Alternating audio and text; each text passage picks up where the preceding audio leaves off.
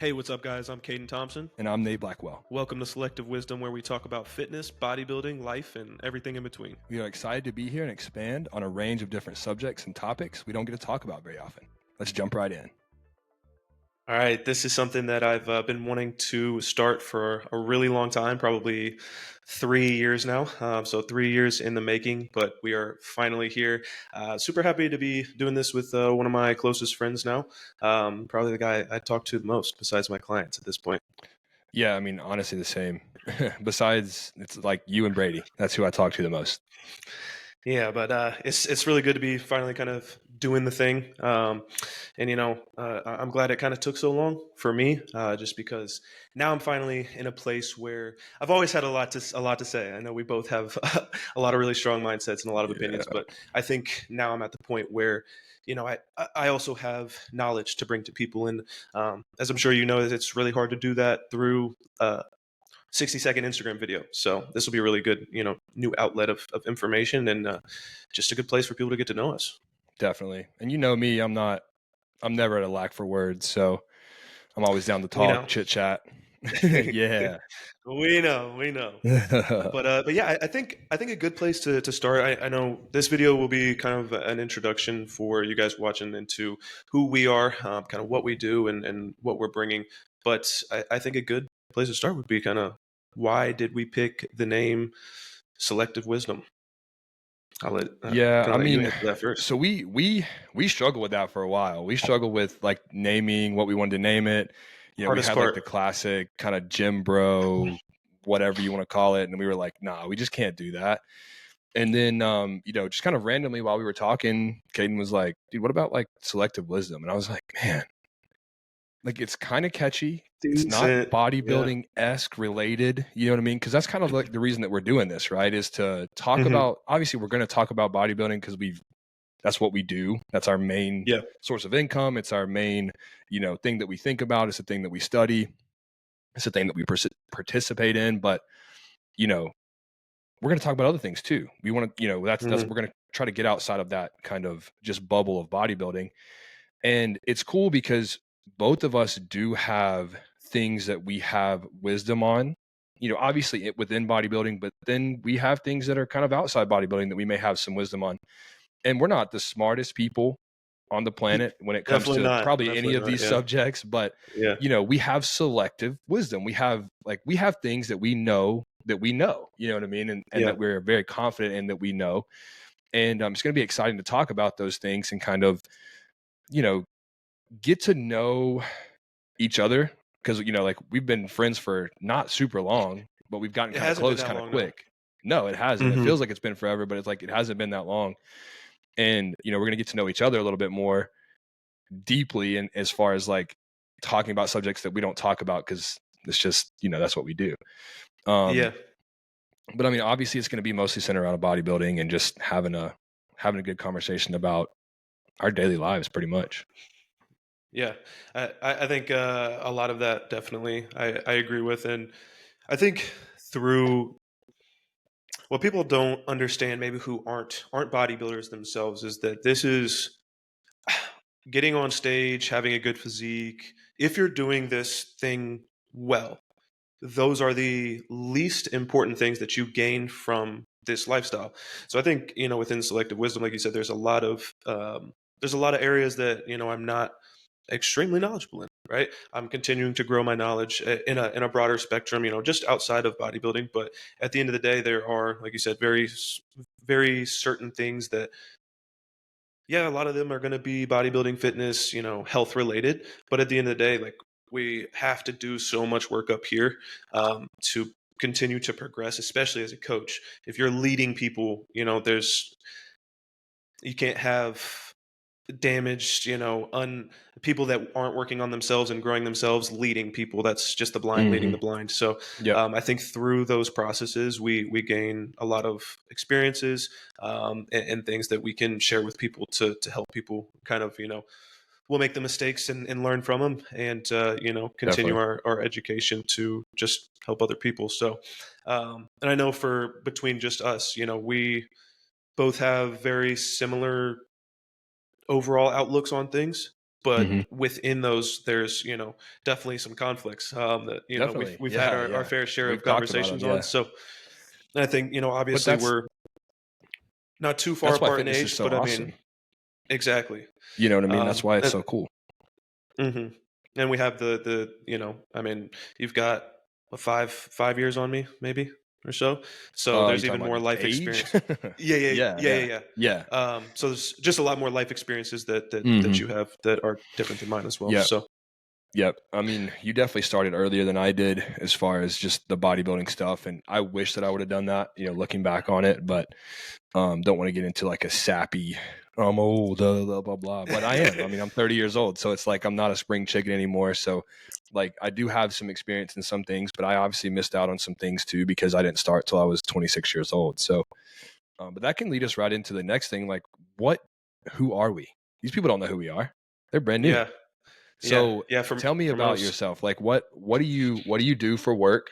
Um, what's your passions in life? What do you want to do? What's your goals? Like, yes. tell So me I about mean, yourself.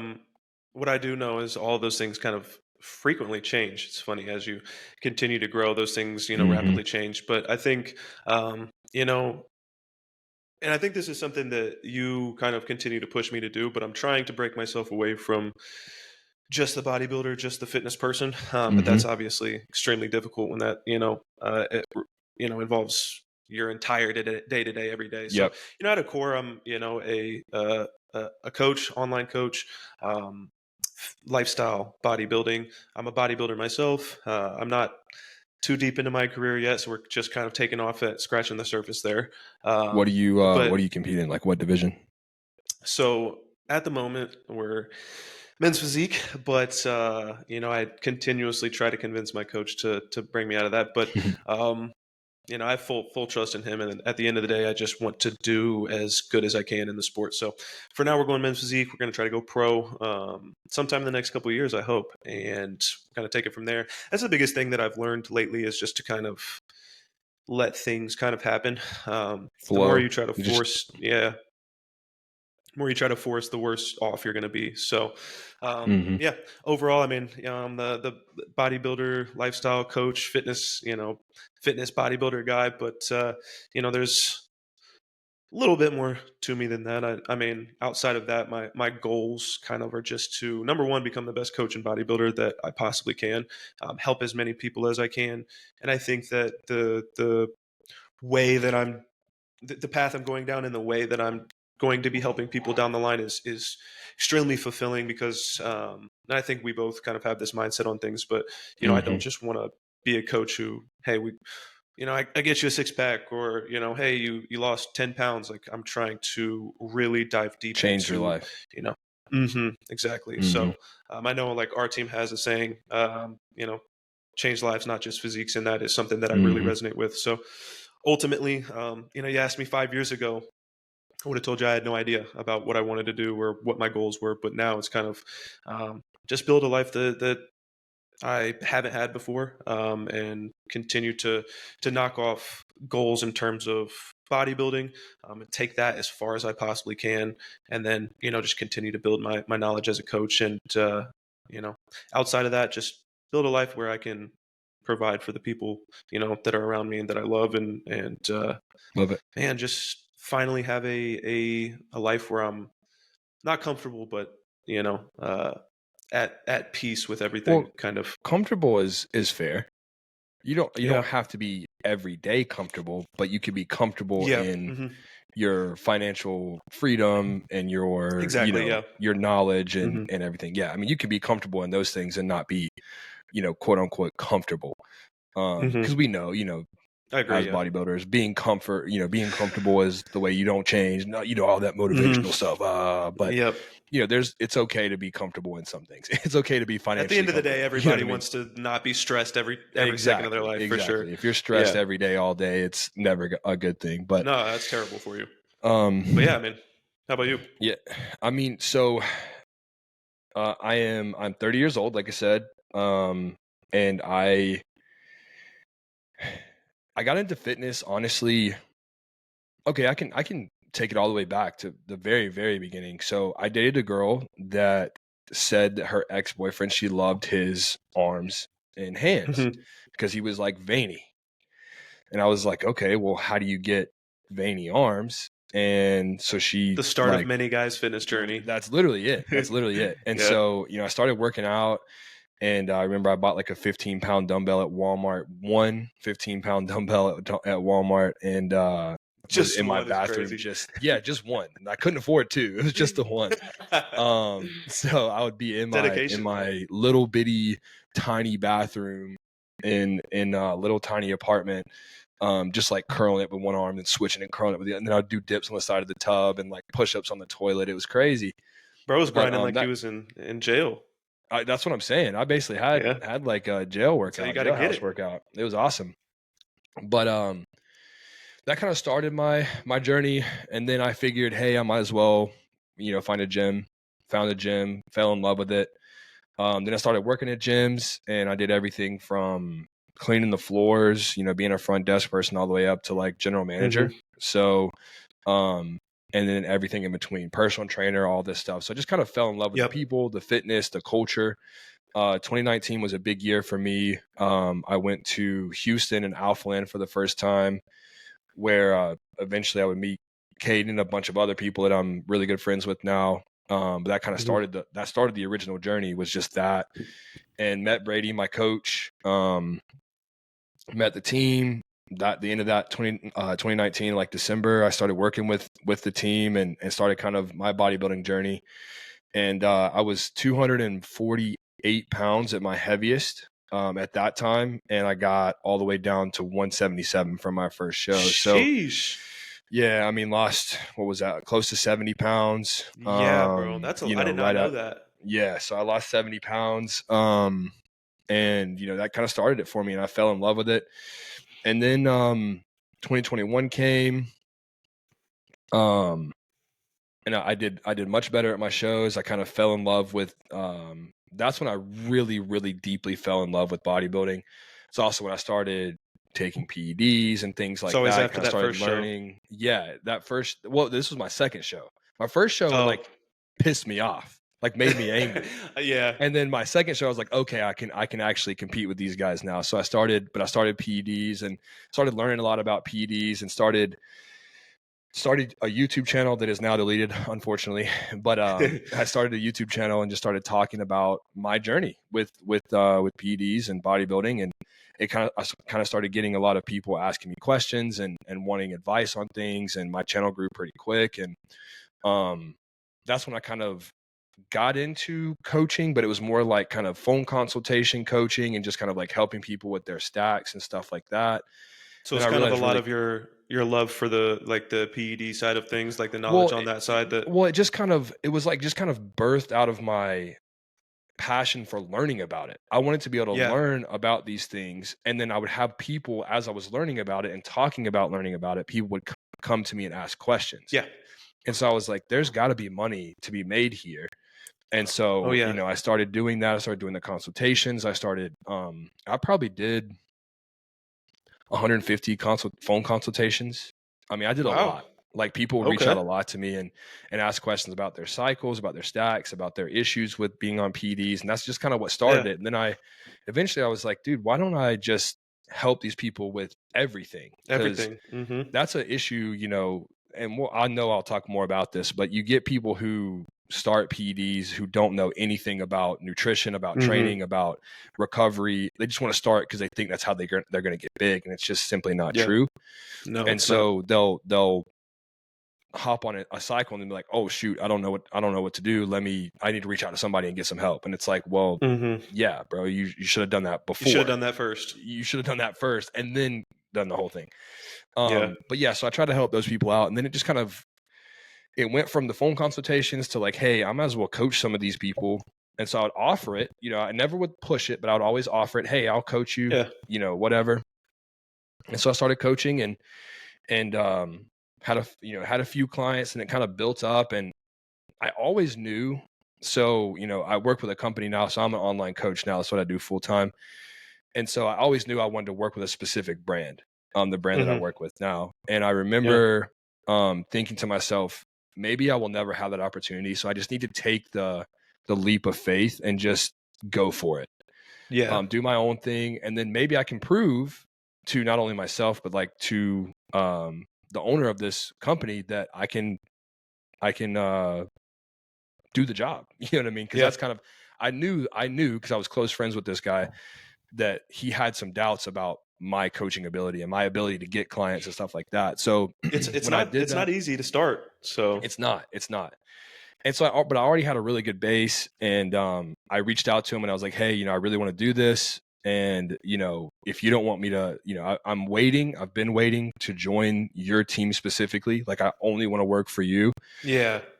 But it's been 3 years at this point. Doesn't seem like it's going to happen. And I really feel strongly that I need to just take a step and do my own thing. And when I did that, he kind of was like, okay, well, let me think about this. And I told him, you know, I kind of kept it under wraps. I didn't promote my coaching. I didn't talk about my coaching to, you know, on my Instagram or anything like that. Yeah. Only time I talked about it was on phone consultations. Yeah. So I did that for a while, and, you know, boom, like it kind of popped off. And then when I told him, I was like, yeah, you know, I got 12 clients right now. I'm kind of doing my own thing. And he was like, oh, like it kind of surprised him. You could tell. And Yeah, no, that was because when that's a like, you know, especially for like just starting out. That's a solid roster. exactly. Yeah. Exactly. Yeah. No, I Yeah. was obviously undercharging, and, you know, I was doing Of course. I was like, just cash at me at the, you know what I mean? Just There was cash nothing, app sell me, bro. yeah, there was no professionalism at all, but Mm-hmm. you know, I was just starting, so I didn't know any of these things. And so I talked to him, and he said, okay, let me get back to you. The next day he sent me an offer letter to come and join the team. And so, He's like, dude, I no, can't. let me go ahead and just grab him. Yeah. He saw the potential, and I was like, yeah, but Yeah. that's literally exactly why I did it. You know what I mean? I took that Yeah. kind of leap of faith, and like, I'm gonna kind of almost. It felt like betrayal. You know what I mean? Because we had talked so many times about, you know, people starting online coaching businesses and just how annoying it is to see somebody does one show and they're all of a sudden they're an online coach and taking on clients, blah, blah, blah. And I never wanted to be that guy, but I legitimately had people reaching out and wanting to work with me. So I was like, all right. I mean, there's a huge difference between the type of people we are and the type of people those are. Mm-hmm. So I get it. I've been from the same spot, and I think Definitely. I had like a weird situation like that too, where Mm-hmm. I started working with another dude's company prior, and I was like, God, I hope this doesn't. If he ever actually did want to pick me up, I hope this doesn't affect that. Yep. But yeah, it's always, you know, a tricky situation when you're doing that, because you don't want to offend that person. And plus, you know, like I said, we were close friends, so it's kind of like I don't want you to feel abandoned. I still love the brand that you work for. I would still love to, and I told him that I was like, I'd still love to work with you, but I understand why you can't. Like, I fully understand why you can't. So, but he hit me back with that offer letter, and that's when I kind of started the coaching. And I moved from Houston so I'm originally from South Carolina, moved to Houston for a year, lived there. That's when I got the offer. Then from there, I moved out here to Arizona, and I live in Arizona now, and it is so beautiful right now in the wintertime. you made it longer in Houston than me. Oh my gosh, dude, Houston sucks, bro. No, it doesn't. No, it doesn't. The people are cool. The people that were there are cool. I'm telling you, it has nothing to do with the people. It has everything to do with the roads suck. The people that aren't in fitness suck. The normal people that live there suck because they hate their lives. The traffic is terrible, bro. Terrible. Yeah, it is. And it's just not beautiful there. Like, yeah. You know what I mean? There's just no place you can go and just be like, dang, this is beautiful. This area is beautiful. And I know now we both live in like kind of quote unquote tropical, you know, I know, well, you live in Florida, I live in Arizona, like palm trees everywhere. There's gorgeous places to go, great hiking spots, all this stuff. I wish we had that. It's crazy because we got like a sprinkling rain the other day, and we were like, "Oh my gosh, this is awesome!" Like we were like excited about rain. In Houston, we're like, "Oh my god, it's gonna rain again!" Again, and then the whole city's gonna flood. The whole city's gonna flood. People are, it's a whole thing. It's terrible. That's the best part about Arizona, man. Is the only thing we got to worry about is wildfires, and where I'm at, you really don't even have to worry about that. But yeah, I mean, other than that, you know, I'm a bodybuilder, so I do men's physique as well. I he doesn't just want to picked see up me a on couple stage. I invited him to come out, just so we're clear. I invited this man to come out and compete, and he's like, no, I don't think I'm going to. Blah, blah, blah, blah, I don't blah. want to compete. I don't want to compete. He doesn't want to lose, is what it is. We wouldn't even be in the same Damn class, right. bro. You're damn right. We'd be in the same fighting for the overall. And I would stomp that. Dude, oh my God. All right. Don't even get me started. I'll throw a fit right now.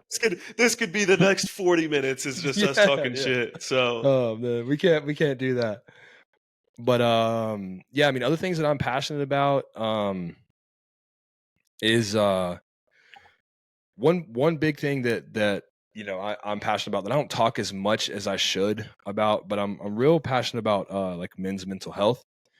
Yeah, because I've had literally best friends pass away from suicide. So, Mhm. And then I was in the military. So, you know, we have tons of military members that yeah, kill themselves every day. yeah, So it's just one of those things where it's starting to kind of become like that's the reason I don't talk about it as much. I don't want to be one of those guys that is, I don't know, like men's mental health advocate, if that makes sense. Like it's just kind of like a buzzword and a thing that I don't want to be a part of that culture.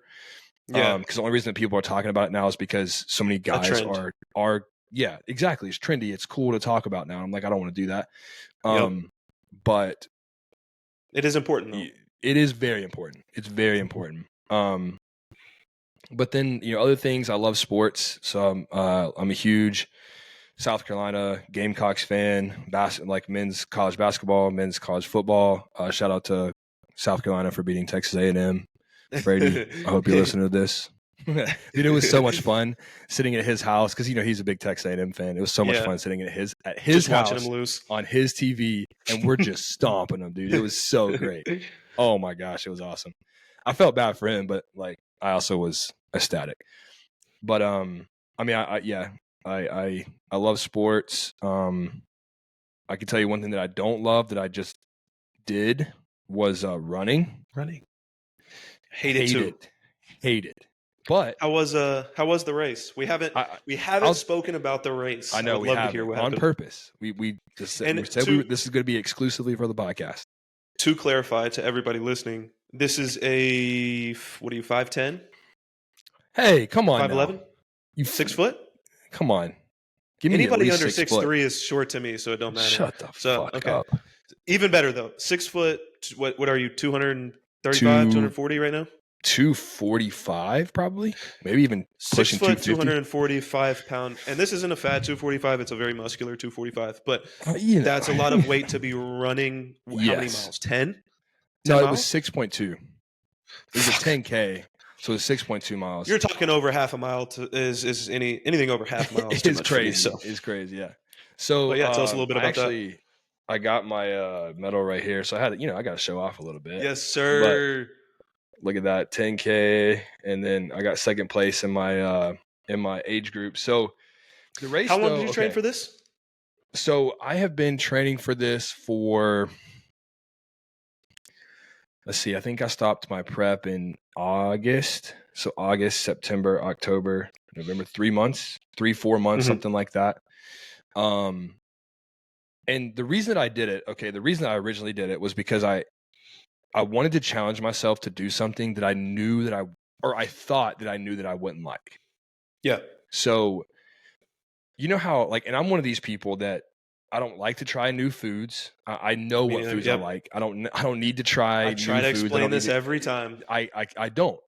Now, I have tried to open up because Brady and Maddie are very much so like foodies. They love Asian foods. And they love trying new places. So they're very I don't know what the word is. They're cultured. Cultured. They are. Yeah. They're they are. cultured. They've been to a lot of different places. They've been to a lot of different places. They've been around the world, been to different, all kinds of different countries, ate different foods. And so I trust them to pick me good food. But it's also like, I know that would I prefer just like a solid burger from Five Guys? 100%. So I'll go and try new foods and stuff like that. But I kind of got like on a tangent there. But basically what I was saying is that I wanted to do something that I thought I probably wouldn't like, but who knows, maybe I would. And maybe I would be good at it or whatever. So I picked it up, and instantly regretted it. But I had already written it down on my 2024 goals that I was going to run a 5K. Okay, Yeah. 5K is 3.1 miles, so it's half of the 10K. I, in talking with the running community and the people who do this all the time, they're like, dude, 3.1 miles is nothing. It's Yeah, basically like, I mean, it's not. it's It's not not. nothing. It's not, but to them, that's like their Yeah. warm up before they actually go run. So I said, okay, well, I'll bump it to a 10K. So I bumped it to a 10K, and it was literally just to challenge myself and to do something that I was uncomfortable with. And what the coolest part about it was that I got to start from ground zero. I mean, I got to start from Yeah. the very bottom, having no running experience other than in the military, which they basically forced you. And I was 180 pounds, versus 240 when I Yeah. started. So, like, the race though itself, I was surprisingly like excited for, like kind of Yeah. amped for. Like, Something how when you new, like yeah, it's like a completely like it's a and this is the thing I talk about a lot. I do enjoy fear. Like me, I would be yeah, standing looking at 6.5 miles, like afraid of what I literally. can, what I may not be able to do, or what Mhm. I I'm going to have Mhm. to go through. Yep. And I think before you continue, I just want to point out, just for other people, I think you made a good point of, you picked something that you thought you weren't going to like, you knew you weren't going to enjoy, whatever, you instantly regretted it, but Mhm. you had told yourself you were going to do this. And I think, Yep. again, this goes along with what I said earlier, that this probably wouldn't be the person would follow through with that if you didn't have the fitness and bodybuilding journey and all those things. Mhm. But making a 100%. promise like that to yourself, which was what, the you said you wrote that down I wrote that when, in January. and we're 11 months later, you're Mhm. following through with something you told yourself you would do 11 months Mhm. ago. Yep. That kind of, the self-belief and the momentum that builds inside your head Mhm. is huge. So I know you Yep. got something coming up after this that I'm Mhm. sure that will carry over into, but Yep. I talked about that in one of my Instagram posts, that I am proud of myself for doing this. Not yeah, because I did super well or anything like that, because I mean I ran the race in an hour and 20 minutes. second place is Like pretty that's good for not being a runner. right. So it's second place in my age group, first I off. know, but still, that's But I just want to make sure it wasn't like, that's not overall. Like I wasn't like yeah, running, I was in the middle, back of the middle pack, basically, is where we were. yeah. But I'm proud of myself for doing this for that exact reason. Is more for the self efficacy and like the self belief Hmm. system than it was for me trying to be a better athlete by running. You know what I Yeah. mean? Hmm. It's more like I know that I can put my mind to something. Now, what I will Yeah. say about this race, and again, I made it when I posted about this on Instagram. This is what I said. I had more left in the tank, which was Yeah. really weird. You know what I mean? Yeah. Because like that was 2 miles further than I had ever ran before. Did you feel like Like, you hit a runner's high?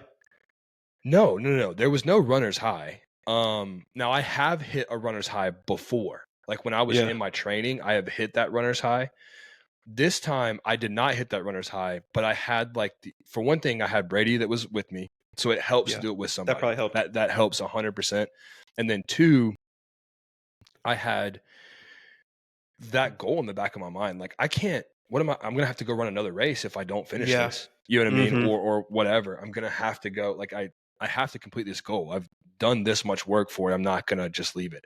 And what's cool about running that's different to bodybuilding is it's not it's not objective, right? Yeah. Like it's not like subjective, where Subjective. somebody gets to judge you, somebody Yeah. else is making the call. It's based upon how You hard make you the push call. yourself. You make the Hmm. call on how fast you run. You get to make the call on how your training was. You get to make the call on all that stuff. And so it was intense. Like when I'm in the middle of it, we got to about okay. We got to about 3 miles, and that's where I was really like, oh shoot, I still got 3 miles left. Like I was like, and I was already hurting.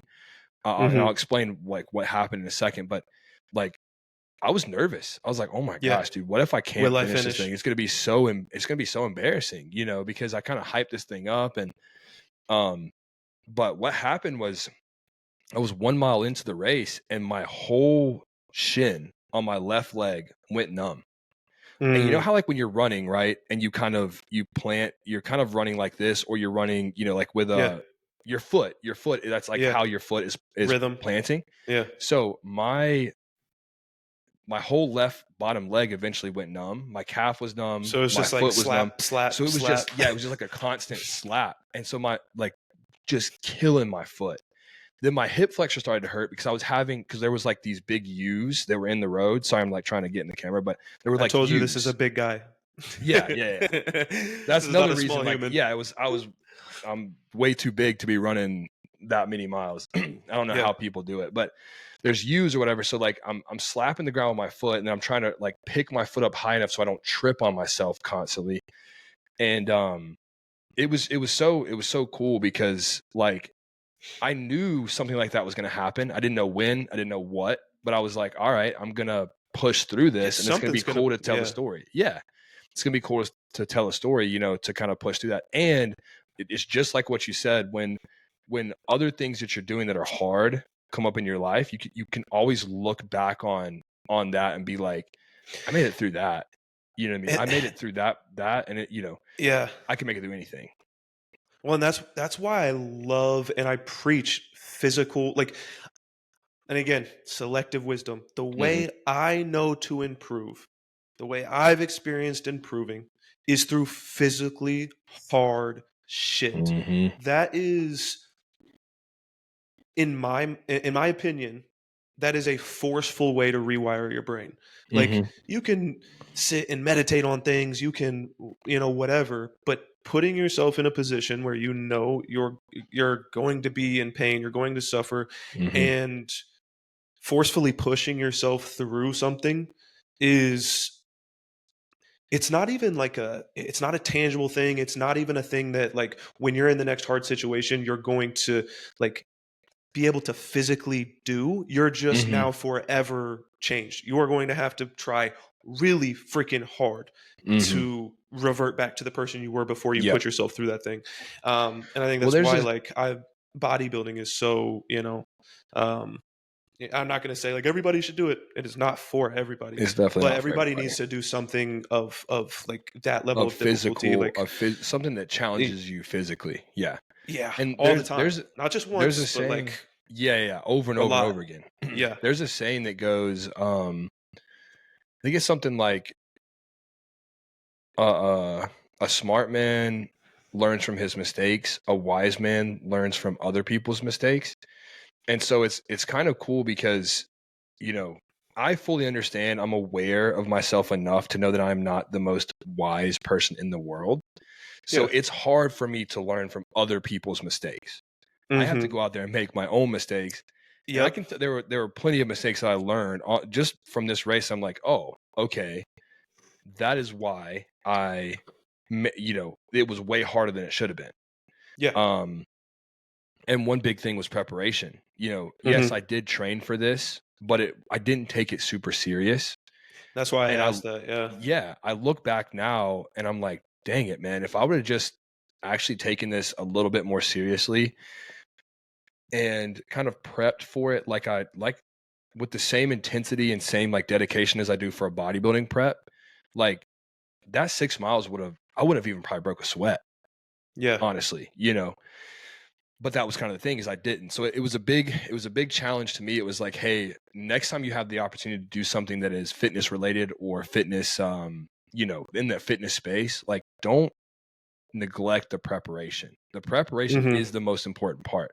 You make winning decisions. You win on, in your preparation. You don't win Yeah. on show day. You win Yeah. during your preparation, and that's what I like about you is, you're dialed in Yeah. on all of your stuff. You know what I mean? So and that's the reason I tell you, like, dude, I know you're dialed in now. So it's Mm-hmm. going to carry over to a prep, and the Yeah. prep is going to be super easy for you because you're already super lean. And then you've already won, right? Yeah. You're already doing the winning habits. So I just want to see you reap a little bit of that. You know what I mean? That's why I always Yeah. like push you to compete, because I know you would go in and do really well and win. And so like, I want you to be able to fill pride. You know what I mean? Yeah. But yeah. So as far as the race, I mean, it was hard, but I would say it was probably a 7 out of 10 hard. How how do you this is hard because they're so different, but Like compare what do it to you think bodybuilding. is harder? Yeah. So, and here's the thing, I know my answer, but I didn't really run that long. But I know guys who have done Ironmans, who have ran 50 milers. Um, I mean, obviously Brady has done 50K, so it's like 30 miles. Mhm. Um, and they will all tell you, yeah, they'll all tell you that a bodybuilding prep is harder. Every Really? single one of them will tell you a bodybuilding, because think about this, right? So I just told you I didn't train that crazy hard, right? Yeah. I wasn't focused on it. It wasn't a main priority for me or anything like that as far as during the week or whatever. I would run 1 or 2 days a week. That was it. I don't have to worry about it after that. I run my 3-4 miles in the morning and I'm done with it. I don't have to worry about, I can go and eat whatever I want. I don't have to worry about it, Yeah. because it's not about your body fat percentage. It's not about, your objective look. It's not about anything like that. It's literally just about keeping going. Yeah. Brady came off a bodybuilding prep and then went and did 30 Yeah, that's miles like crazy, 4 or dude. 5 months later. It's Like, crazy.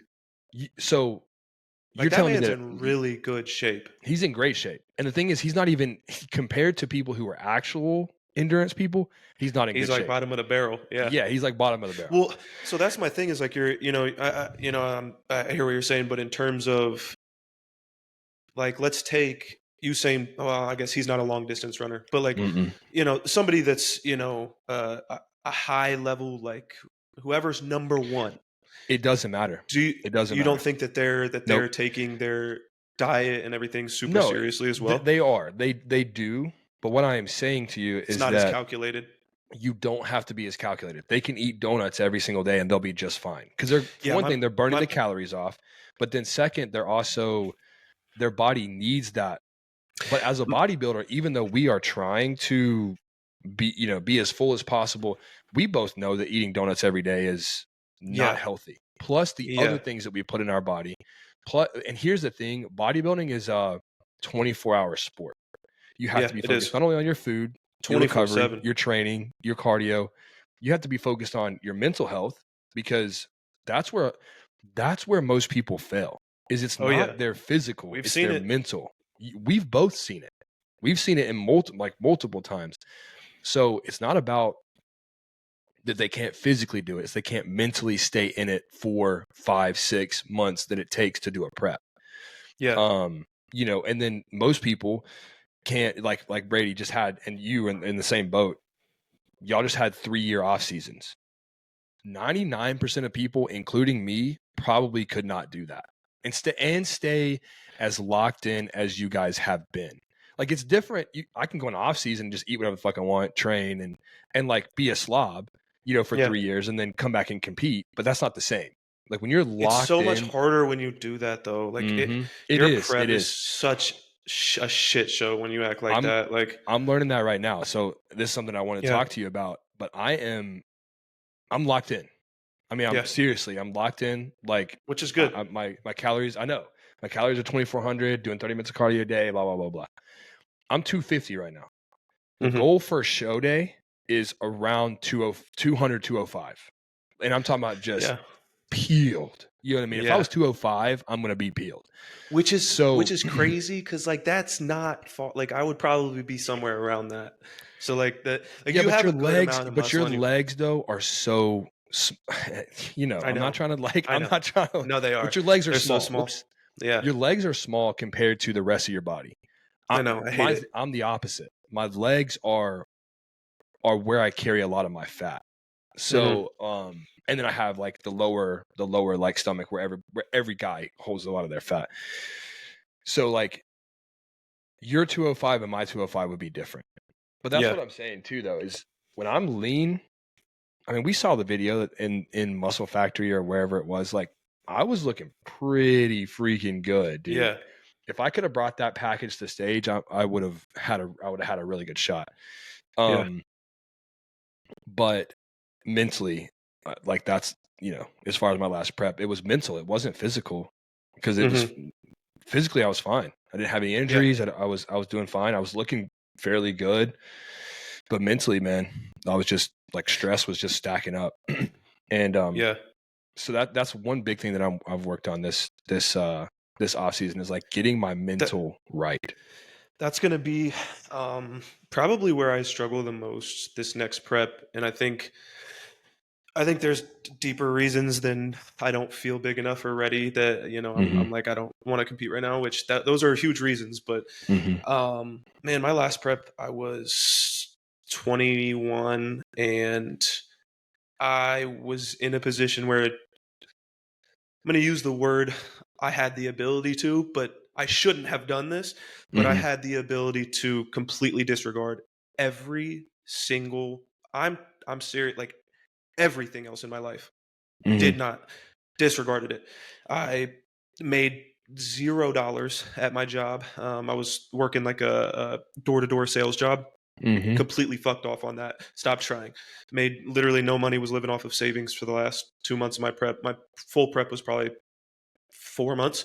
Hmm. And anybody who's done a prep, they know the first 8 to 10 weeks is not very hard. It's You cake, should yeah. still be, you should still be growing. You should still be Hmm. strong. You should all that kind of stuff. So that wasn't, Yep. whatever. But when it got to the nitty gritty, I just said fuck it all because and that's another thing, like you were saying about just how locked in I want to be 24/7 is I just love this sport that much. And when I Hmm. got into it, obviously that passion was really burning, and I had never done it before, and I was whatever. So, um, but this time, man, I have a roster of athletes myself that's growing.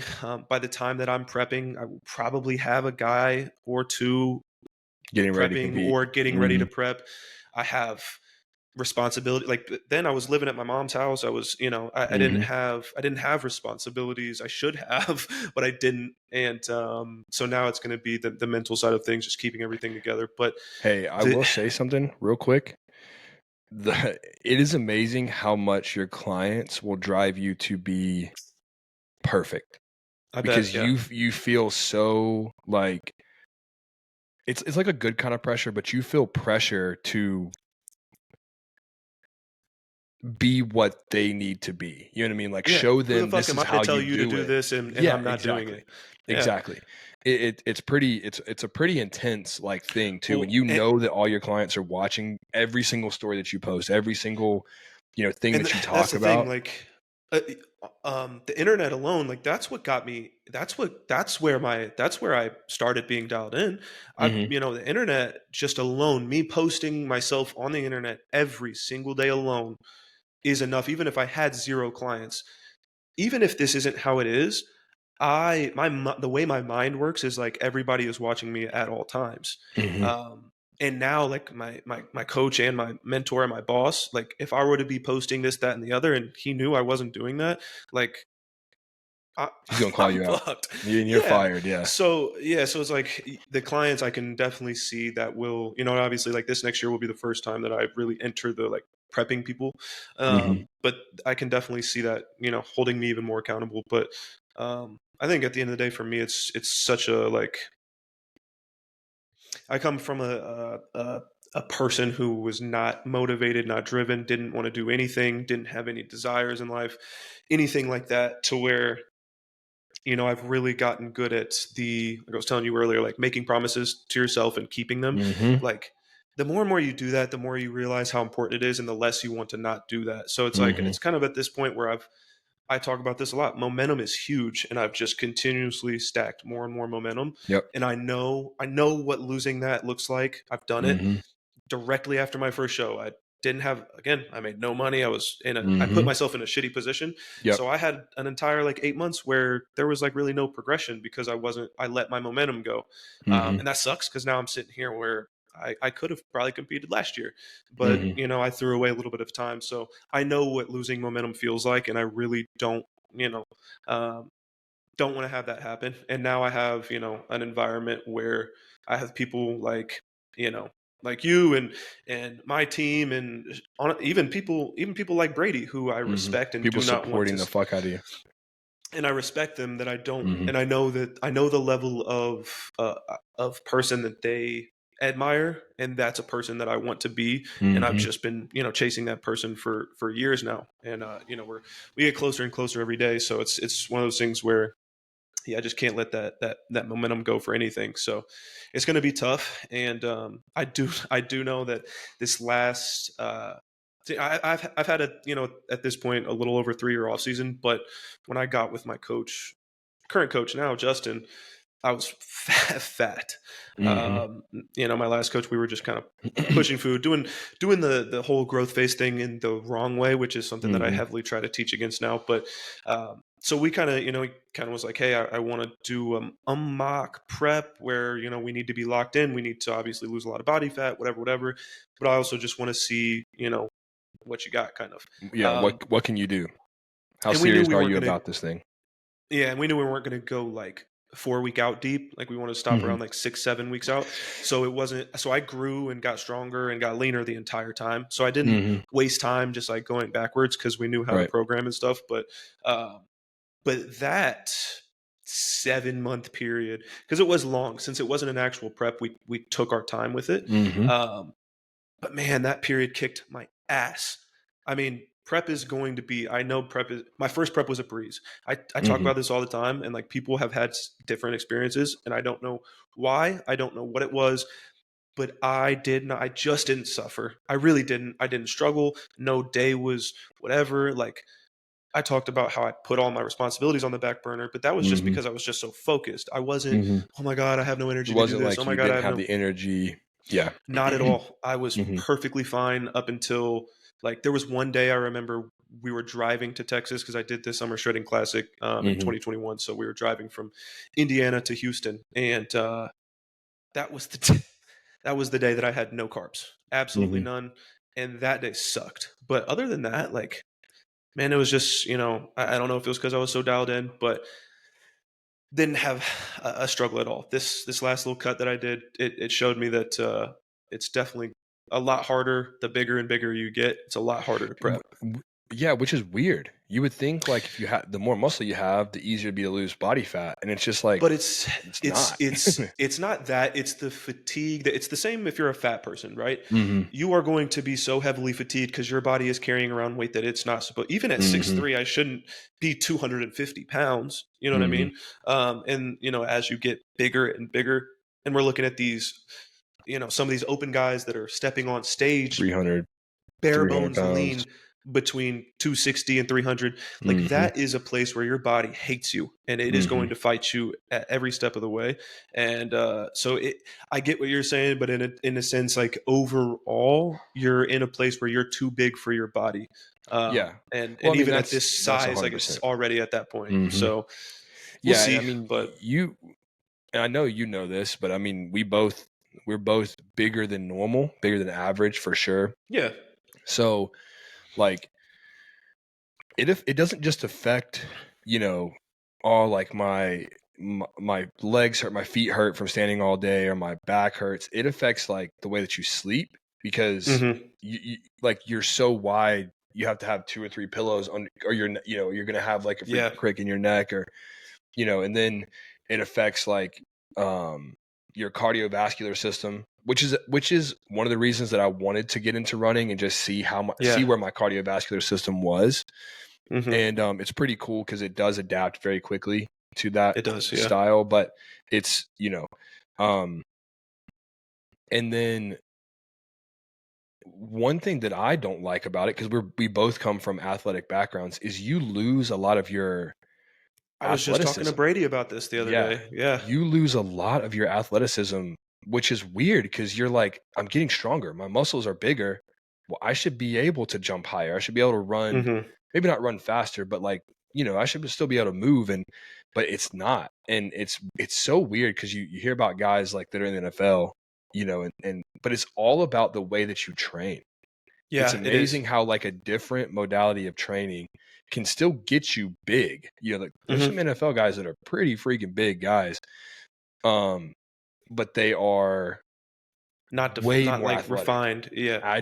Yeah. agile. But it's about the way that they train. They train a Yeah. specific way. Um, You got to to pick. support that. Mhm. Unfortunately, you got to pick. There's a lot of people that want everything, but it's like if you want to be like and I know you get the same thing. Like I get Mhm. clients and consultations all the time where it's like I can tell you think you want to be a certain thing or a certain size or look a certain way, Mhm. but then everything outside of that that you say you want says differently. And Mhm. it's again, and this is a big part of what I want to do. And I'll kind of ask you the same thing, but big part of what I want to do and help change in the fitness space is just how uneducated and misinformed people are. Like Mhm. it's unfortunate because it makes our jobs harder, it makes other people's lives harder. But that's one of the biggest things is people. I think people think they can have it all, and Mhm. they can't. You know what I mean? No, you Kind can't. of gotta pick your lifestyle. You gotta pick Yep. your like you said, training style and what you want to look like, what you want to have. And I Yep. think that's what makes a lot of bodybuilders fall out of bodybuilding is they start to realize that I can go down this path or I can go down this path, and it's all about what Well, life you really want right. to lead. And so this is something that maybe we disagree on a little bit. I mean, I think I know you're standing on it, but it's something that I've kind of realized. And again, it's because I'm older now, right? Yeah. I Hmm. realize now because I'm a little bit older that this bodybuilding thing isn't going to last forever. Yeah. And I don't want to push it as long as possible because that's when people die, right? Is when Yep. you start trying to force, a longevity. And it's like, that's not how it works. You either have it or you Hmm. don't. Um, but Brady uses a really good, my coach, Brady, he uses a really good analogy when it comes to this. And it's more talking about like burnout from bodybuilding and things like that. But it's a gas pedal, right? It's like a Hmm. car, right? You got a gas pedal. If you are all the time gas pedal to the floor, you're going to blow your engine up. You're going to quit Yeah. bodybuilding. You're going to hate bodybuilding. You're not going to want to do it. You're not going to, you're going to get fat. You're going to start drinking. You're going to start doing drugs. You're going to start blah, blah, blah, blah, right? Going down the wrong path. The way to do bodybuilding, the best is to treat it like a gas pedal, right? So you're going to have, sometimes you got to have that joker all the way to the floor, right? Right Hmm. now, both of us are in a situation where we need to have our gas pedal all the way to the floor, right? Hmm. Because I would assume you're going to start a prep fairly soon-ish if that's what your coach wants you to do. We'll see. I'm just It's saying, possible. I hope it happens, but it'd be cool if you did. And then Unfortunately, that's possible. for me, unfortunately, okay, when you go and win an overall, I'm gonna be like, shut the fuck up. Um, but for me, like it's time to stomp the gas. You know what I mean? I stomped the gas for a little too long before, and that's what made me burn out. So, but there are times to take your foot not off the gas, but let the gas up a little bit, right? Allow yourself to have a little bit of freedom to go hang out with your family, to enjoy the holidays, to whatever. Because you get those guys who are like, I'm eating my chicken and rice at the Christmas party with my family. It's like, dude, you're in the off season and like you look fantastic. One Christmas meal is not going to hurt you. Yeah. So Now, go ahead, go ahead. I was just gonna say, I think that's where I think like what you think my mindset on this is a little different. Like if that's me in that situation and I'm in the off season, like Mm-hmm. I'm a coach too. I know that when Mm-hmm. I go and if I have one meal that's off plan, I'm fine. Like that kind Mm-hmm. of stuff, like little stuff like that, or like when we had the hurricane and I had literally no access to a fridge or a kitchen for Yep. forever. Like that kind of stuff doesn't make me lose my mind, right? Mm-hmm. It pisses me off. I would love to not be wasting an entire month, Right. but it's to me like when I'm thinking of how I think you have to know yourself Mm-hmm. and what you want out of bodybuilding, right? I think there are a lot of delusional bodybuilders who think they're going to be Mr. Olympia and who think they're the best, Mm-hmm. and most of them are 17 years old, and that's Yep. where we have 17-year-olds on PEDs. But Mm-hmm. you're not. You're not going to be Mr. Olympia. You're not going to, and I'm talking to the majority. If you're the 0.00001, great for you. I'm not. Yep. So I understand that I'm not I may not be Mr. Olympia ever, right? But what I do understand as well is how much I do actually love bodybuilding and how Mm-hmm. much.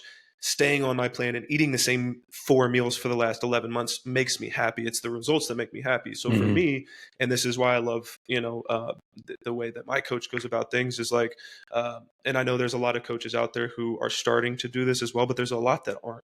Mm-hmm.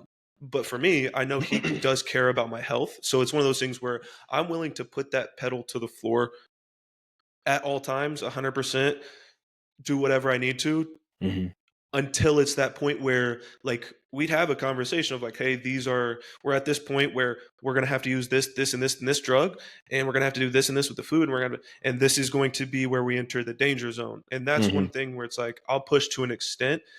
But if it was a point where somebody gave me an ultimatum, or life handed me an ultimatum where it was like, you can either do this and possibly achieve X, but you'll probably, be extremely, extremely unhealthy and possibly, you know, um, Pass away like, early, and like that that, type like, of I thing. don't think, and that's another thing, like, I don't think, like, even if I was begging him to, Justin would never put me in a position to be doing that. He would tell me to go get coached by somebody else.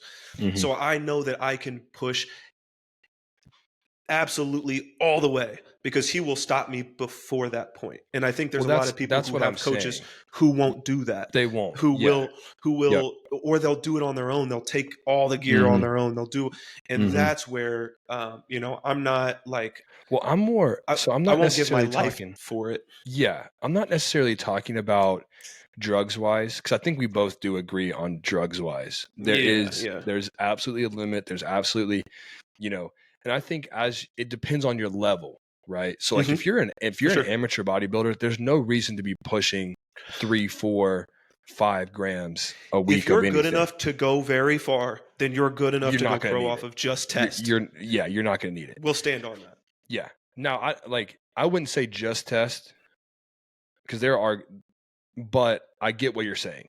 I get what you're saying. Not hard shit.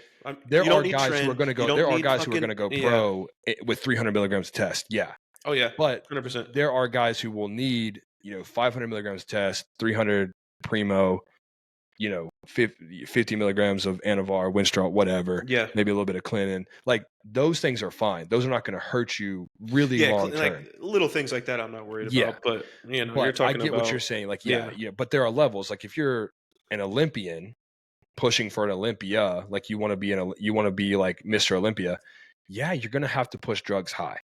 Most likely. You know what I mean? There are very few people who don't. And even the guys who don't push drugs high probably have way higher than most amateur bodybuilders ever should touch. And that's kind of the yeah, thing is these amateur guys are on Olympia level stacks and that's why they're dying at because they want it 35 or 40. now. They Like want you it now. can't They don't have want to it work. now. Yeah. Or they're like me and they started too late.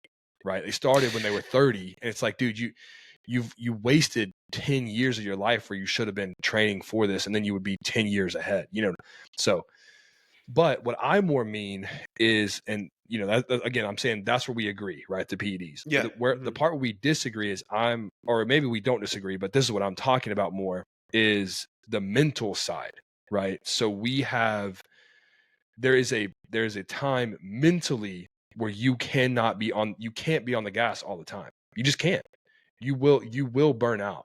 And we've seen this, we've experienced this with friends, right? Coworkers, whatever. hmm Like we've experienced this, we've seen it in people who have really great physiques, who are locked in, who hit the gas pedal for a long time and are doing really well. It's not like yeah. they're bad. You know what I mean? Like the people that who we're talking about. I'm not going to mention names, but they're not.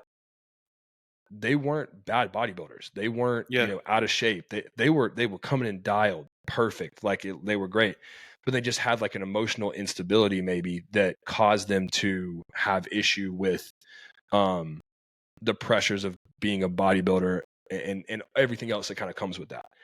And so that's more what I'm talking about is sometimes you need to be able to take your foot off the gas a little bit and hmm relax your mind, de-stress. Yeah. There's something I've been looking into recently, like what is it called? Like a dopamine detox, because Yeah. you're just all the time as a bodybuilder, and then especially if you're like a bodybuilding coach like we are, you're constantly on your phone. You're Social constantly media worried about social 24/7, media and client followers and messages. Yeah. yes, like you're doing all this stuff on your phone. So Like imagine if you were able to take 3 days, not post on Instagram, not look at Instagram, not look at TikTok, not look at Facebook, not Can't. look at I know you can't. But that's what Can't. I'm saying is like sometimes you have to be able to do that. And again, that comes with like age. I think when you're young, when you're like in your mid 20s, it's okay to have your foot on the gas the entire year. It's because you can handle it. But when you start getting older and you start kind of realizing, oh, like this fitness thing, this or not this fitness thing, but this bodybuilding thing is going to last me maybe 5 more years. You're like, I need to step out and maybe try some other fitness things that can last me a little bit longer. But again, that doesn't take away from my love for bodybuilding. I still love bodybuilding just as much as the Yeah. next guy or anybody. So like, it's not that I don't want to be a great bodybuilder. It's just I fully understand now that I'm 30 years old. I'm still I haven't even won a class in my, you know what I mean? I've gone up against some really great competition in my shows. I really have. And the guys that I end up following, they always do really well. Some of them are pros now, so that's awesome. But I understand that I'm not that top dog. So I could take 5 more years to possibly get a pro card. Cool. But then am I willing to take 5 more years to possibly try to get top 3 in a pro show? By that point, I'm 40. That's pushing it for anyone in any sport, right? In any athletic thing. That is 40 years old is like, wow, you're still doing this at 40 years old. You know what I mean? Yeah. Like, so, and the thing is, it's more dangerous than some of those other things than like basketball, football, baseball, whatever. Oh yeah, bodybuilding. You know The what I older mean? you get, the more in danger you are, for sure. Because it's like you're just basically doubling that time. So instead of being 40, you're you're just actually taking 50. a sledgehammer to your body all day long, every day. And so that is where, we, I think, differ a little bit on opinion. Is more the mental side, because I think for me it's just I have a very like hard-nosed fuck your excuses, like not that I don't like, not that it's like, oh, don't care about the mental, but it's because you're young. Like for me, I haven't started bodybuilding yet, really, because let me tell you this real quick and I'll let you finish yours. When I was 25 years old, I was the biggest douchebag ever. I was like, depression doesn't exist, anxiety doesn't exist, it's all made up in your head, OCD, ADHD, it's all just a way to get kids on pills, blah, blah, blah, blah, blah. And then like you go through it, you actually go through like a depressed state. You're like, holy shit, this shit sucks. And it's real. And it's like, wow, I am so sorry to all those people that I like literally laughed at and made fun of because of that exact reason. So I hear what you're saying and I'll let you finish your thing, but it's because you're still young. So number one, that's one reason. Off of that, the depression, the anxiety, the ADHD, all of that kind of stuff, the whatever, like you said, oh, it's just a way to get people on pills. I, number one, am heavily under the belief that those things are totally fixable, and through supplementation, diet, lifestyle changes, things like that, those things shouldn't exist. They should not. I agree with you on that. So that's one thing. They should not be around. You can fix them. Number one, fix those things without medications. The number one driver for those things, okay, there's two that are right for first. Your gut health and, the things you put into your body and the output. So activity is physical activity is thing number one. And I think, we talked about mental health earlier. I come from a family who, I've had my mom and my brother both tried to commit suicide multiple times. My mom was real close to, that's story for a different time, but that was a very close call. But both of them have completely. My brother's still working through. He's about to be 20, so he's went through puberty and has some hard times and whatever. So, but they are both miles from where they were before. And my mom, especially, she is not the person that she was when I was growing up. Not even kind of. I would love to have had the person she is now my entire life, but what she did was come off of all of her medications. She started exercising. She started working again. She got more active. So like she started watching what she put into her body. So like number Mhm. one, that's where, you know, I don't say this isn't real and oh, you're just being a pussy, whatever it is. That's not the case.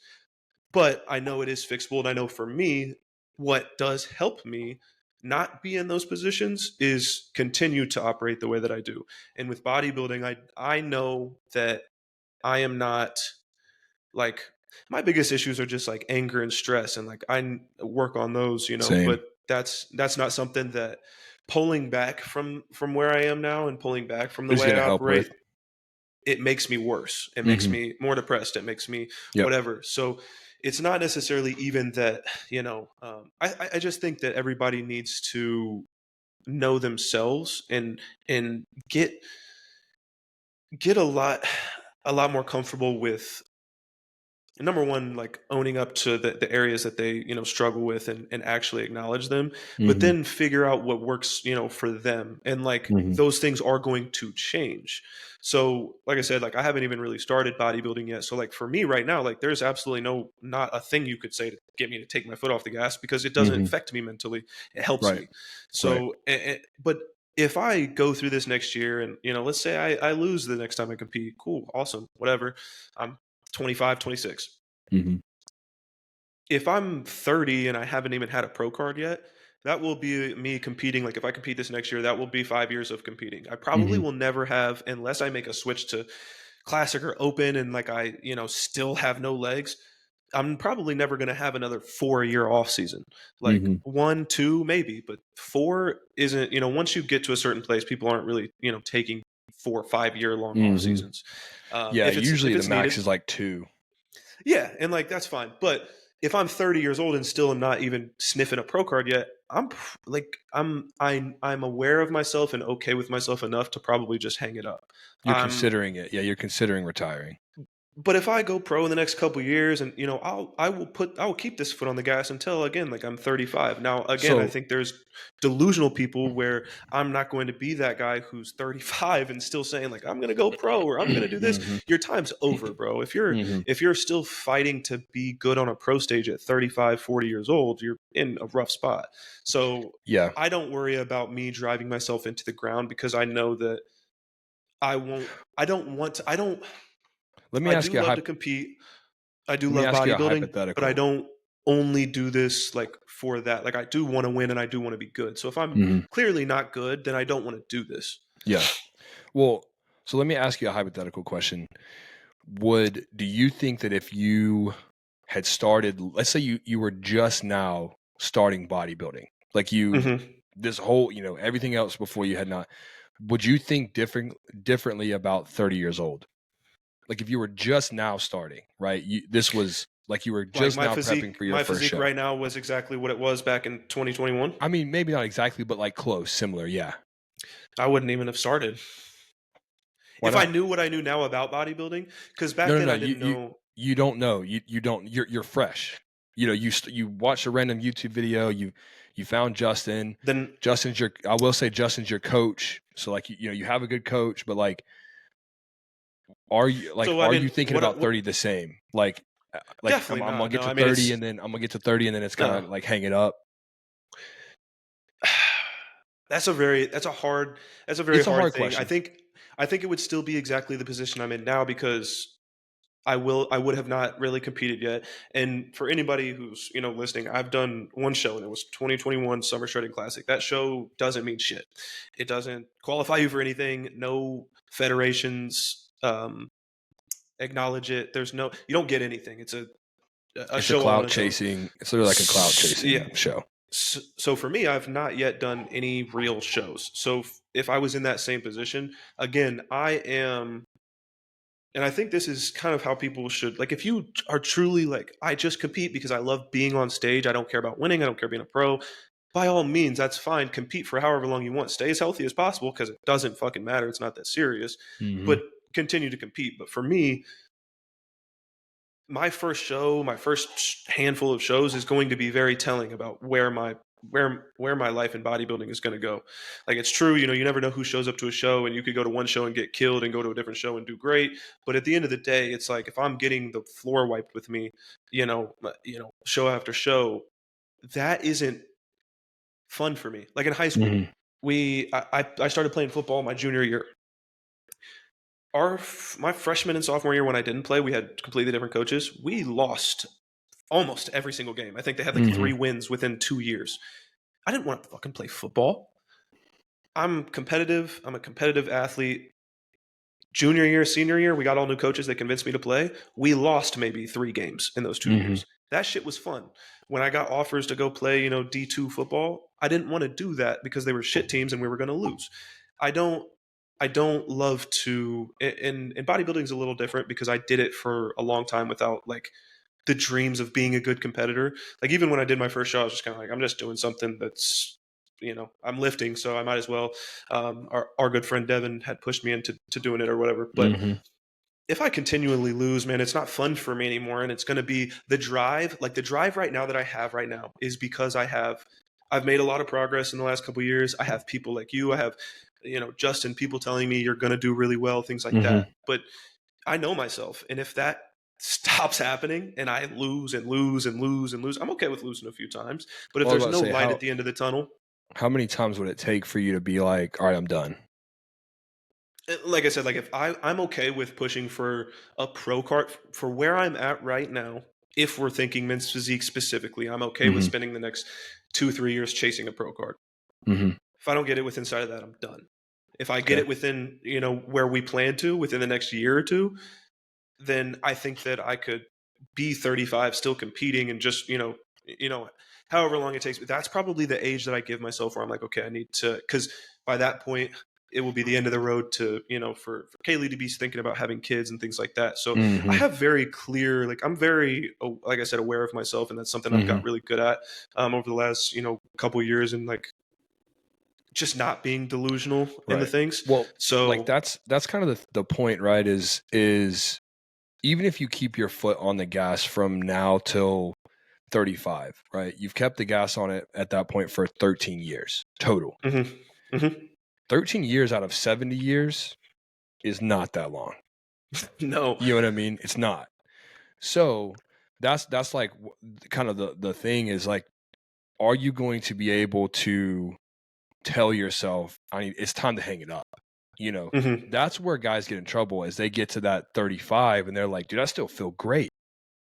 But it's like you've put your body through 10 So years of like this really is hard stuff. this is why I know. So the reason I'm working so hard to build the life that I have now, where I have so much freedom, is because my real dreams. If you ask me if I could only have one of these two things, I'm going to pick what I'm going to say second every single time.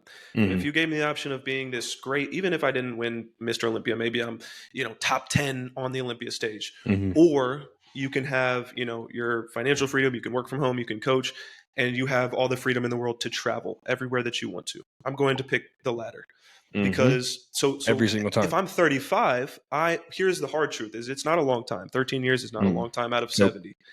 But the hard truth, man, is you just gave up every year of true youth that you have. You can stay healthy, you can stay jacked, you can stay fit all the way up until you're. I know my mom's grandma was 97 still climbing mountains. That's Mhm. fine, but in terms of like real like youth and doing Mhm. things that young people do, whatever. Once you're in your mid 30s, it's like you got to That kind of start starts to knocking go shit out. off the list. You Mhm. got to start checking boxes off the list. So for me, it's one of those things where that's why I go so hard in both areas, and why I used to just want to be a bodybuilder, and now it's I want to do all these other things and create this You're this right. And business with online coaching. that's where I'm at, right? I'm a little Yeah. bit further, Hmm. I'm a little bit more advanced in that process than you are as far as because I'm Hmm. older. That's just Hmm. that's it. You Yeah. know, I I think that is a really good like mentality to have Yeah. is like, I'm not just doing this bodybuilding thing to be a great bodybuilder. I'm doing it to prove to myself, for one thing, to prove to myself that I can. Second, Hmm. to prove to my clients that I actually not only I do what I preach, right? I follow Yeah, what I preach. 100%. And then if you happen to be good, awesome. Like Yeah, having IFBB Pro before your name is only going to help you get more clients. It's only going to help exactly. the business grow and Hmm. things like that. So that's why it's, to me, that's why it's the most important. Like being a pro is the most important. There's two reasons. There's two reasons that being a pro is important to me. One is for that, because it just Hmm. gives you like a credibility that Yeah, not a lot of people have, right? When yeah. you can put IFBB Pro before your name and people go and they search your Instagram name, they're going to look at coaches. Like, I Well, understand that there in are the great coaches that are not IFBB pros. Both of our well, in the coaches who coaching are great world, coaches aren't. yeah, and in the coaching world, there is no school that you go to that Mm-hmm. afterwards they hand you this and say you're a professional coach. Mm-hmm. So that's a big reason why I think a lot of coaches or bodybuilders, become coaches and strive after that pro card now is because of that. Like you said, it gives you an accolade. Like even though there are pros who don't know shit, I see Mm-hmm. Brandon Hendrickson online spewing absolute nonsense. It's Dog shit. ridiculous. You don't know anything about what you're talking about. There are those people, but if you are a good coach who puts your life into learning and learning about this stuff, Mm-hmm. that is the only way that we can get some type of I am a professional in what I do, kind of thing. And then the more on the client side of things, so you said like I know my goal is to get to a point where I'm coaching professional bodybuilders. Right. So no I'm professional bodybuilder is again unless you have some people who like our coaches who neither of them have that. It's like, well, there's so much social proof and credibility, mm-hmm. and they Yep. put these things out online, Yep. but it only Well, helps. that's kind of the point. Yeah, that's kind of the thing is our coaches have put in years at this point, Years. of building up a brand and building Hmm. up their knowledge base. I think both of them went to school for similar, if not the same things. I'm almost Hmm. positive. Yeah. I know that Justin had, I don't know Justin as well as I know Brady. So I know that Justin had talked about he was trying to go like be an athletic trainer for, gosh, I keep hitting this. Yeah. He has some. Um, I was just saying, yeah, he has some goals before he kind of started coaching, and then Hmm. he got into personal training, and that kind of just took Yep. off. But yeah, I mean, honestly, as a coach, I get more excited and hyped for my clients than I do Hmm. for my own success. I mean, dude, like I can think of multiple experiences, especially at summer shredding, just because summer shredding is where we usually have our team shows. And I mean, just the amount of like intense like gratitude and passion I have for the sport, it shows. Like it really does. It shows how, Yeah. when I have guys that are getting ready to compete, and every one of them, all my guys who have competed, and then before I was even a coach, I was at every single team show that Tua had, and Yeah. I was fighting to get backstage. I was sneaking backstage so I could be with the boys. Like you know what I mean? I wanted to be in the huddle. I wanted to be with them. Yeah. Not because I knew I wasn't ready to compete or anything like that, but it's just like I love the sport and I love these guys so much that I want to see them Yeah. be successful. And so it doesn't matter necessarily if you are a pro or not.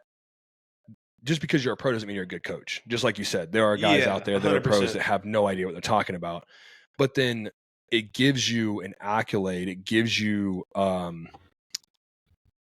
you can call it social proof. I mean, because really it is social proof that you know Hmm. what you're talking about, Yeah. or that you kind of know what you're talking about.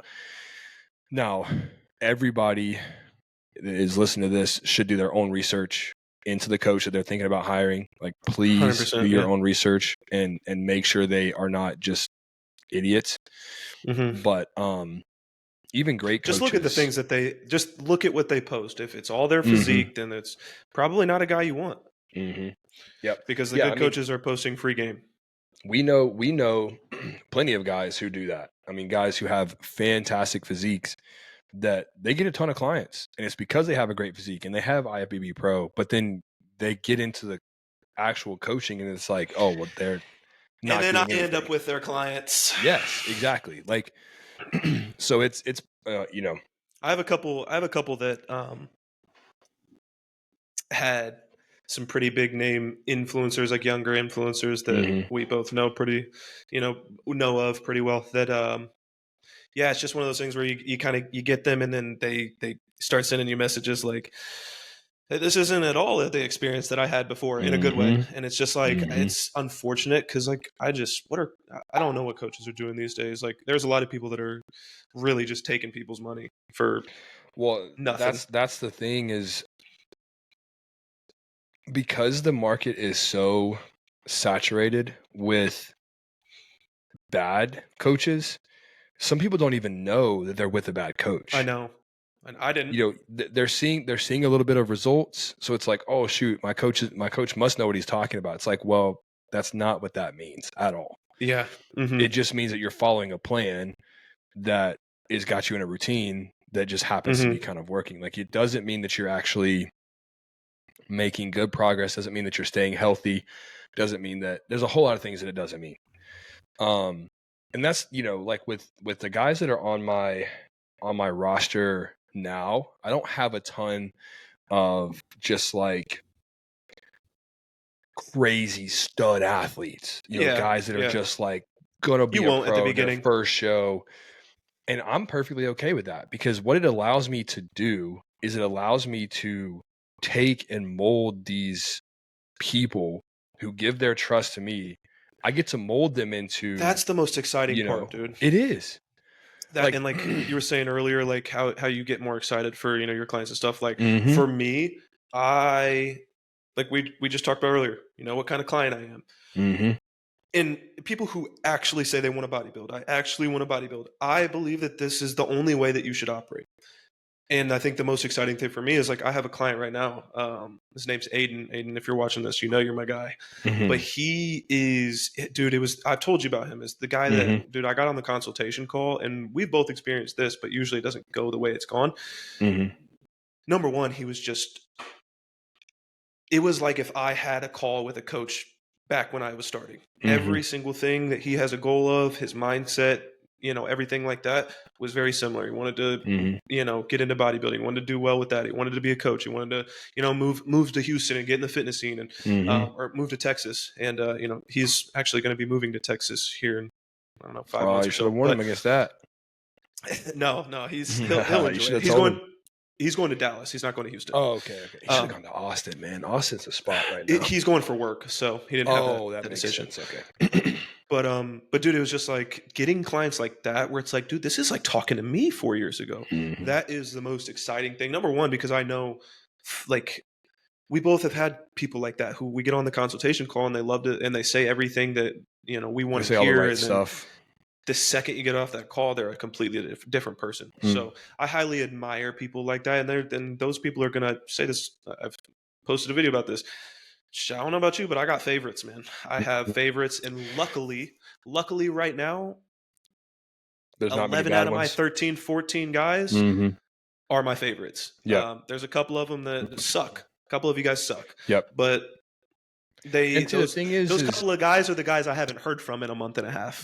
that's what, yeah. So that's why it is so important. There's a couple of things that's really important, especially if you're a new coach and you're listening to this and you're like just getting into the coaching space. Figure out what your ideal client avatar is. Something I had trouble with for so long. Me too. I just wanted You will not shut off, and this is why I didn't do this for so long. Well, if I nail it down to one certain group of people, I'm gonna lose. I'm gonna limit my money. Whoa. There is plenty of people in your ideal client to go around. Mm-hmm. Trust me. Mm-hmm. And that's exactly. And that's the thing is like, when I first started, I was like, oh, my ideal client is bodybuilders. It's like, well, that's not, it's too broad. That's too broad. And that's also second, the money is not there. Exactly. If you are just coaching bodybuilders, you're going to be broke. Bodybuilders are broke. Just to be clear, bodybuilders are broke. And the people who coach them are usually broke because they and I hate bodybuilders that do this, and I talk about it every single show that I've done, that I've coached for, and every single show my athletes have left, every single one. So they get coaching up to the show, and as soon as the show is over, no matter how much you talk about it, no matter how much you tell them, hey, do not quit coaching for at least a couple months after. Like, And it'd be we different need if to they looked like reverse. shit and didn't do like. It would be much different if the plan didn't work. That would be a Yes, different story. yes. When they're coming in lean, they're winning, they're whatever. Like, you need to stick with me and let's grow into this thing. But that's the issue, is that bodybuilders don't think that way. They think, oh, the finish line is the show day and then I'm done and I get to go back to my old life. It's like those types of bodybuilders. And if I have to admit, I've been that guy. I've been that guy. Same. Like the show day is the finish line. You know what I mean? Yeah. And when I get to the finish line, I'm free. I can do whatever I want again. And then what's funny is the next time I want to prep, I have to scrap and fight and diet for 6 or 7 months just to get back down to back down to that body weight or whatever the case is. Like, good bodybuilders don't do that. Great bodybuilders don't do that. Yeah. Well, and there's also the case of like how I was like, I understand this, but you shouldn't do this if this is going to be the type of person you are. But like a lot of people also run out of money. Like you somehow barely make ends meet, and you fight to stay alive in terms of paying your coach, and then the show's over, and you don't feel like you absolutely need, like, that's the first thing that's going to go. So that's another thing, is like people talk about how expensive bodybuilding is, how expensive prep is, but you also should have a like a safety net savings for post show, because it's going to be something that you need to continue, like you said, but don't just have enough money for a prep or you're screwed. Well, so here's another thing we can talk about that is going to be a little bit off subject, but is still on the subject of bodybuilding prep and things like that, and clients. There is a reason that both of our companies that we work for, because we both work for bodybuilding coaching companies, charge a premium price. There's a reason that we do that, guys. The people that are listening to this, there's a reason that we charge. Because we want every cent that you have. It's not because we want more money from you. It is simply because we do not want the people who are going to pay $100. We don't want cheap only clients. afford to pay $100 a month. Those people are the Planet Fitness of clients. Now, have I had clients in the past? And I mean, I worked at Planet Fitness for 2 years. I know people who were at Planet Fitness every single day, training hard, with the limited equipment that they had. But those were few and far between. I have had clients who paid $100, $125, $150 a month that were fantastic clients that I loved working with. One of my best clients, I coached them for free. Yeah. I mean, like, that's just, sometimes that's how it happens. That was when I was starting out, but the majority of people who pay $10 a month or pay $100 a month to a coach are not going to follow the plan long term. If you were paying, the premium price that we charge, I won't necessarily say it out loud because it doesn't really matter. But like, if you are paying the premium price that we charge, you are not going to want to skip protocols. You are not going to want to skip your check-ins. You are not going to want to back out of commitments that you've made. You're going to be on every single team call. You're going to, it is building a foundation of trust. Plus, you understand that when you come to us, you are getting the best service and best quality that you possibly can get, right? You're going to get every single ounce of attention that you need, right? Some people don't need a lot of attention. That's just simply, I mean, I have guys that check in with me once a week, and that's all I talk to them once a week. Yeah. Then I have other guys. I've had other guys who I will talk to daily almost, because they have questions, they have comments, they have concerns, they have whatever. And so you're going to get what you need from us. When you go to that $100 coach and he starts getting up towards 10, 15, 20, 30 clients, you want to talk about choosing some favorites? He's going to choose the favorite. And then guess what? You're going to get pushed down the line and pushed down the line and pushed down the line and pushed down the line.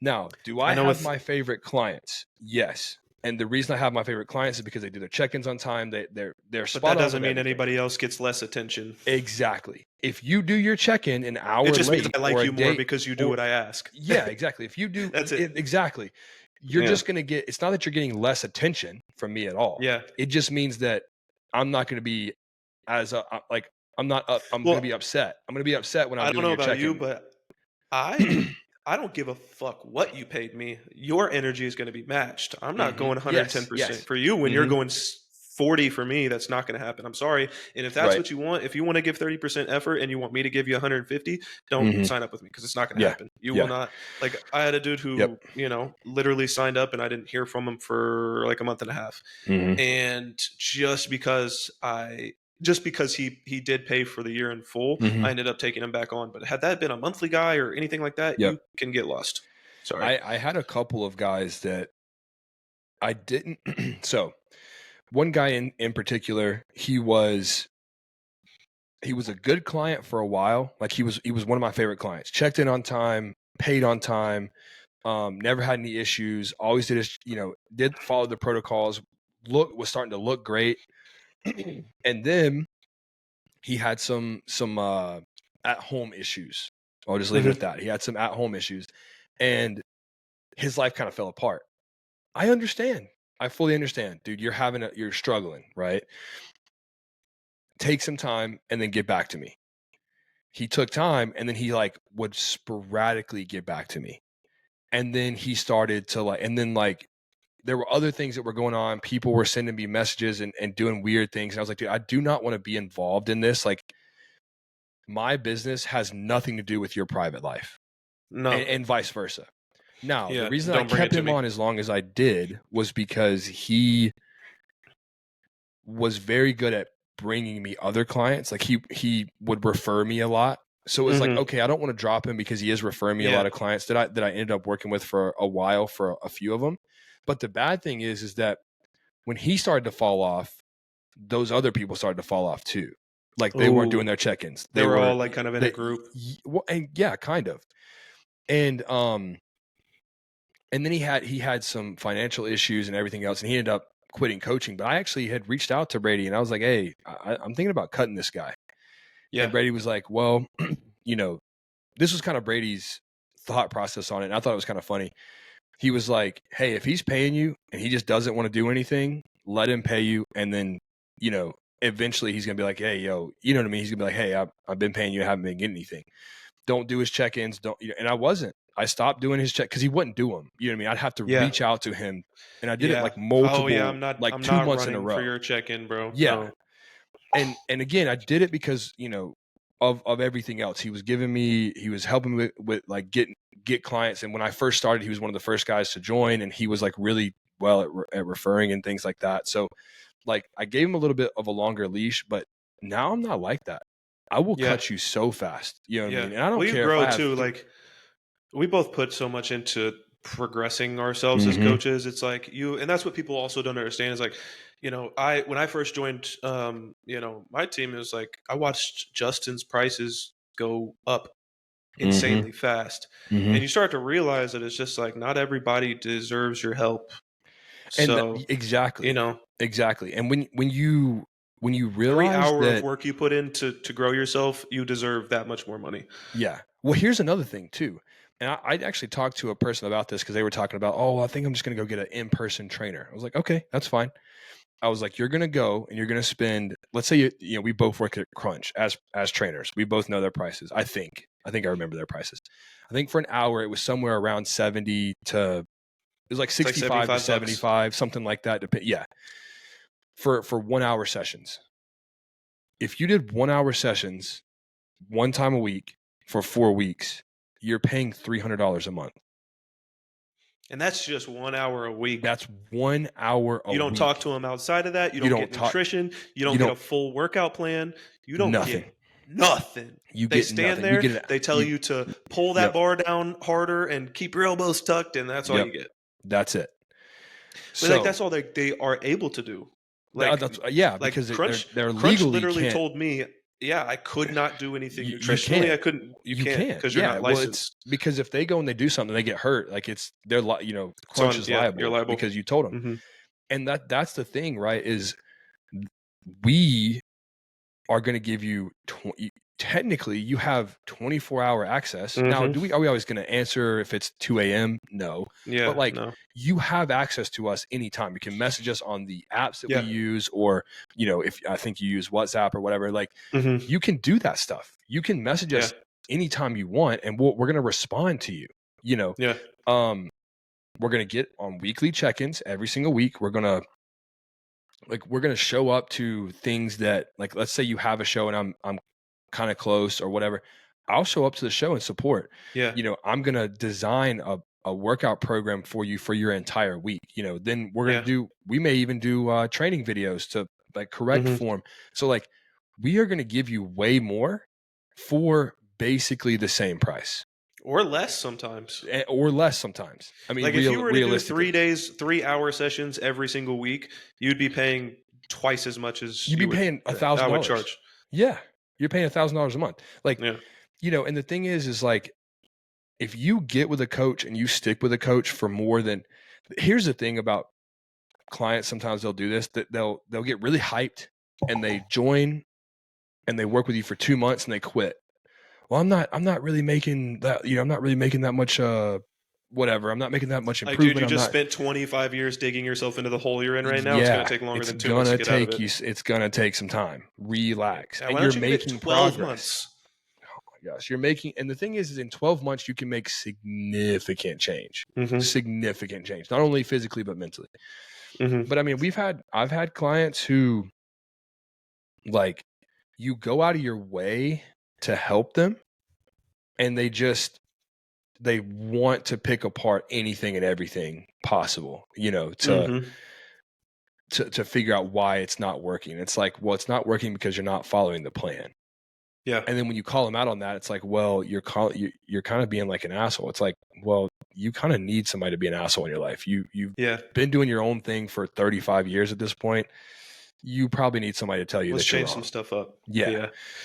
And it is what it is. We could talk about clients and stuff like that for 3 hours, Yeah. but Coaching is it's a ride, but obviously, it's something a to be huge part loved. of both of our lives. Yeah, it's Mm-hmm. something that I definitely love, and I love getting to help people. And I And think that's pretty much both of our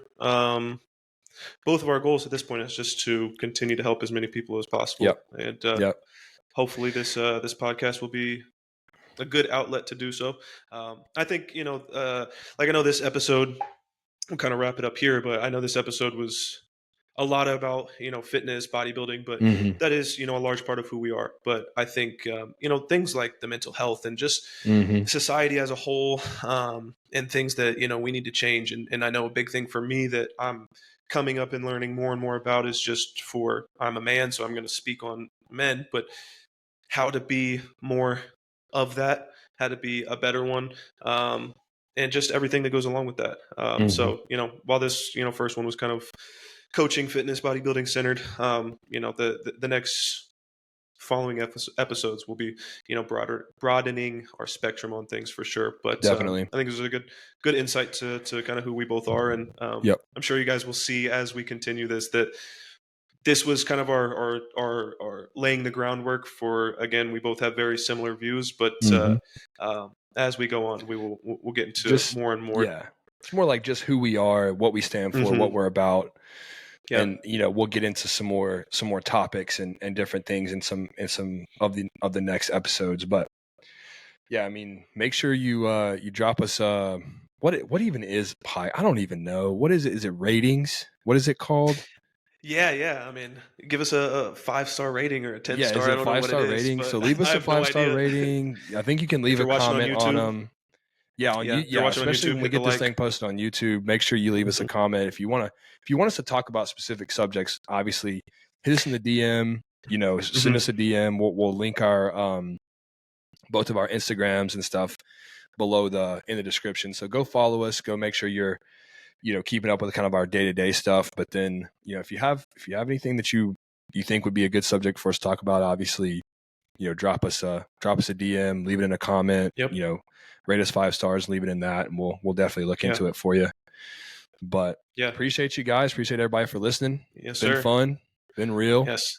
It's a good first podcast. Yeah, good. It's a good one. Hopefully we'll be able to continue to do this for a long time, and you guys will get some quality knowledge out of it. But Yes, sir. Well, like you said, appreciate everybody, and we'll see you next time. in the next one.